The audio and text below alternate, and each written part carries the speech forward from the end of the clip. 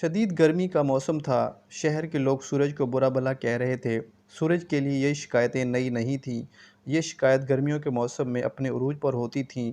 شکایتیں سن کر سورج کو بہت برا لگتا تھا۔ دوسرے دن صبح ہوئی، لیکن آج روشنی بہت مدھم تھی۔ سب لوگ بیدار ہونے لگے۔ ارے یہ کیا؟ یہ تو سب کچھ نیا سا دن لگ رہا ہے۔ کچھ نہ کچھ تو نیا ہے۔ باہر زندگی پھر سے رواں دواں ہوئی، لیکن اس میں وہ بات نہ تھی۔ کچھ روز ایسے ہی گزرے، پھر سے لوگوں کا شور شرابہ بلند ہو گیا۔ کسان چیخنے لگے، ہماری فصلیں نہیں تیار ہو رہی ہیں، آم نہیں پک رہے، گندم نہیں پکے گی تو سب لوگ کیا کھائیں گے؟ ڈاکٹر حکیم چیخنے لگے، دھوپ نہ ہونے سے بیماریاں بڑھنے جا رہی ہیں، آلودگی میں اضافہ ہو رہا ہے، لوگوں کو وٹامن ڈی نہیں مل رہا، ہڈیاں کمزور ہو رہی ہیں، بادل نہیں بن رہے ہیں، اس لیے بارش نہیں ہو رہی ہے۔ خاکروب چیخنے لگے، دھوپ نہ ہونے سے صفائی ٹھیک سے نہیں ہو رہی ہے۔ مصور چلائے، کائنات کے رنگ مدھم پڑ گئے ہیں، آخر یہ سورج کہاں ہے؟ سب مل کر چیخنے لگے۔ سورج نے آرام سے جواب دیا، تم جیسے ناشکروں کے لیے مجھے ایسا کرنا پڑا۔ میری ہی روشنی سے چاند بھی روشن ہوتا ہے۔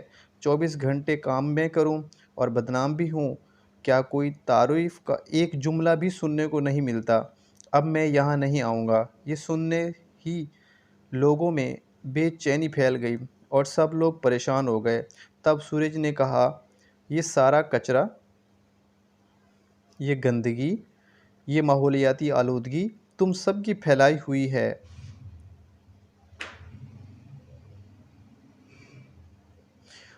تم لوگوں نے اس زمین کو رہنے کے قابل نہیں چھوڑا۔